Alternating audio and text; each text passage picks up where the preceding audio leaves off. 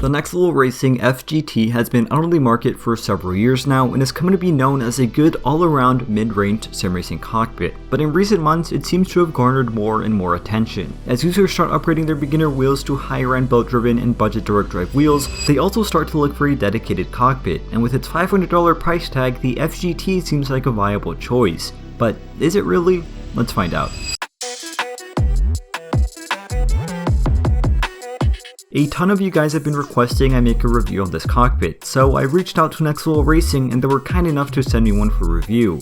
Right off the bat, I attached a 9mm direct drive base onto it along with a high-end set of load cell pedals, and with that, it was ready to be put to the test.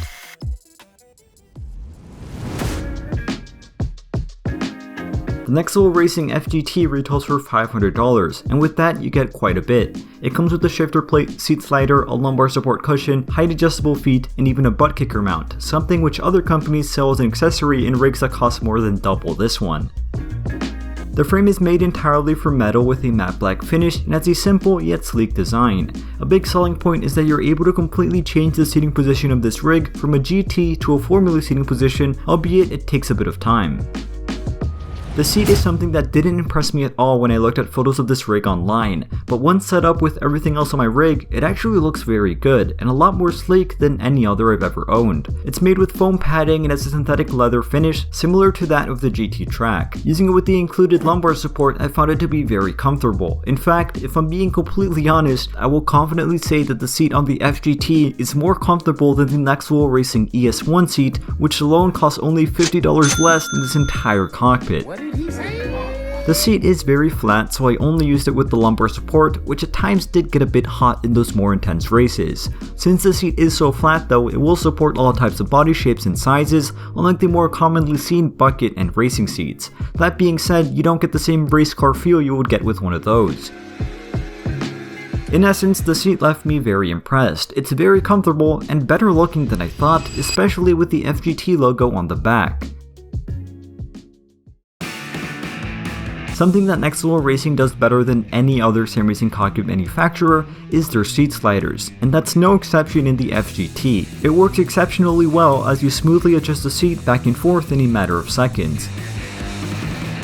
And talking about adjusting, there's a lot you can do to perfectly adjust this cockpit to your needs. Whether that be the angle of the seat, the height of the wheel plate, or the angle of the pedals, you have no problem dialing everything in. There are two main drawbacks I found though. The first is that the shifter plate has a fairly limited range and isn't able to tilt or have its height adjusted. So although it worked well for me, I would like to see more range when it comes to that. The second drawback is that adjusting everything does take some effort, as you must unloosen bolts, determine which pre-drilled hole works best, and fidget around with it until you can retighten everything. Maybe I've just been too spoiled with aluminum profile rigs, but adjustments are not something you're gonna want to be making very often with this rig. And that's definitely true about changing it from a GT to a Formula seating position, as there are several additional brackets you'll need to take on and off with several adjustments to dial everything in. So while it's nice that you have the option to do so, it certainly won't be something you'll be happy to repeatedly switch between back and forth. And with all that being said, there's only one thing left to talk about, and that's how does the FGT hold up on track? And in only 2 words,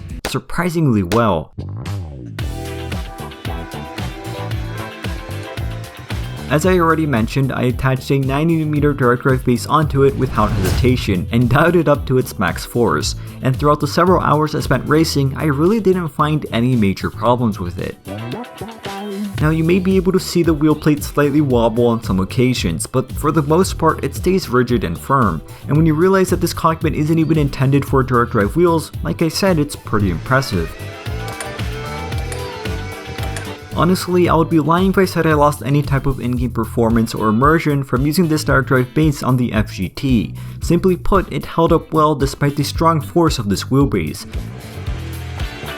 What I will say though is that I think a 9mm direct drive base is at the peak of what this cockpit can handle, and I would not be confident at all using some of my other direct drive wheelbases which weigh 3 times what this one does and push double the force. So if you're using the 8mm Fanatec CSL-DD or the MOZA R9, you'll be totally fine. But if you're using a more powerful direct drive base, I would highly suggest you look elsewhere.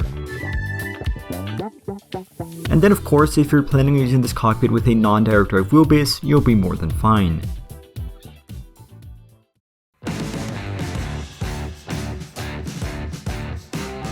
Now on the pedals, it's a slightly different story. I was using some high-end pedals, but I wasn't using them at their highest resistance, and on camera the flex on the pedal set is a little bit more visible. Did I notice it on track? No, not at all, and I was still hitting the same lap times I would normally. That being said, the flex could become a lot more noticeable when using higher resistance levels on the brake. So if you prefer and have access to pedals with a very firm brake pedal, that is somewhere where you'll want to start looking at the high-end offerings out there in the market. But in general, if you're like me and don't like having a brake wall as a brake, or just using lower end pedals, even something like the Thrustmaster TLCMs, you really won't have a problem.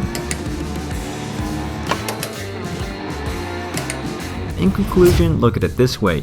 Just the fact that I've been talking about potentially using high-end dirt track wheelbases and pedals with a mid-range cockpit that only costs $500 is saying a lot. The Nextful Racing FGT provides exceptional value for money, and unless you have very high-end gear or are dying to have the versatility of an aluminum profile rig, this may be your best bet. $500 is a lot of money, don't get me wrong, but in today's sim racing market where just one seat can reach that price, the FGT provides a lot for a very fair price. As always, thank you all for watching, stay safe, and have a fantastic rest of your day.